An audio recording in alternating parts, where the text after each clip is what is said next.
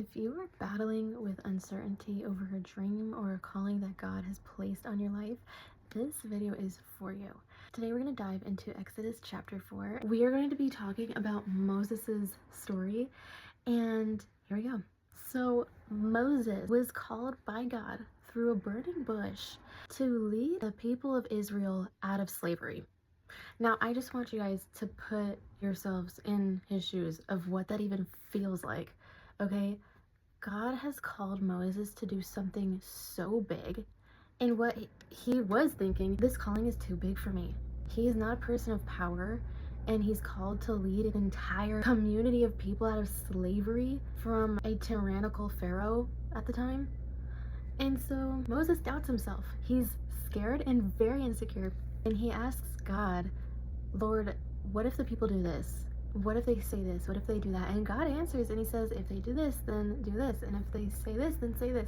And Moses just keeps going on and on and on. And he is asking, what if this happens? What if, what if, what if?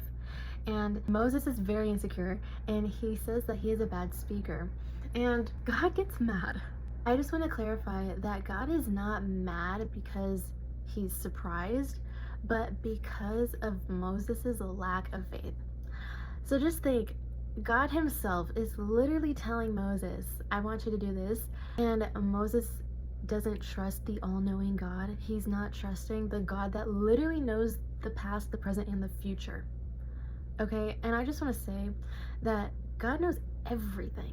He knows what you're gonna do in the next 5 minutes. He knows what you're gonna think, say, whatever, and the amount of years to come for you. Your life is like a movie that God has watched an infinite amount of times. And Moses here is doubting God. Here's another point. So after Moses says that he's a bad speaker, God tells him that Aaron is already on the way.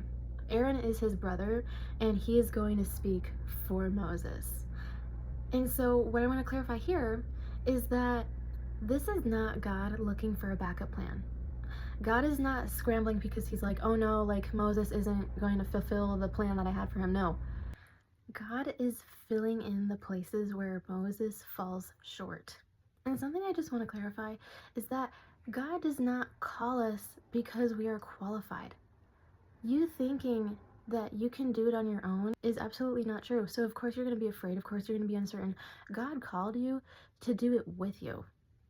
He didn't call you to do it all by yourself. And so of course, as human beings, as imperfect people, we can't do everything. We can't be everything. So God is sending Aaron to help Moses on the journey that he called for him. All right, guys. So here is the crazy twist, okay? Chapter 4, verse 24. It says, the Lord had sought to put Moses to death. Okay?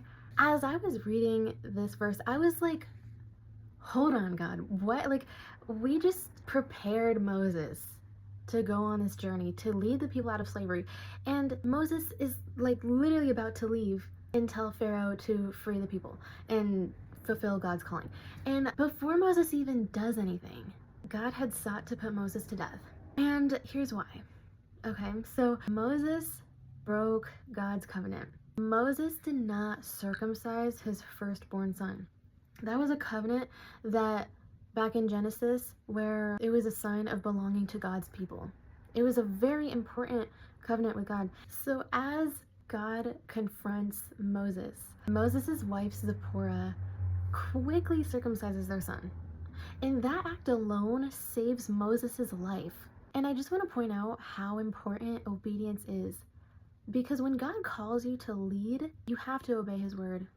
God is not calling hypocrites to lead. And I am not a preacher, I'm not a pastor, but what I see in verse 24 of chapter 4, where it said that the Lord had sought to put Moses to death, I can't help but think that this is just God's way of creating urgency. Because God knew that Moses wasn't going to be put to death. Because God called Moses to fulfill his plan, and Moses hasn't even done it yet. So this created urgency, and God already knew that Zipporah, who is Moses' wife, would act. And that is the entire reason why God still chose Moses, is because he already saw the whole story. God calls you knowing your whole story. Okay, y'all, so I just want to recap here because anytime you feel uncertain, just remember that God knows the future and He didn't call you not knowing that you could already do it. He called you because He already saw you win. If that doesn't give you confidence, I don't know what will. The Lord knows everything.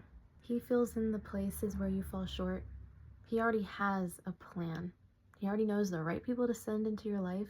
And just remember, God didn't call you to do it on your own. He called you to do it with you. God doesn't call the qualified. He qualifies the called.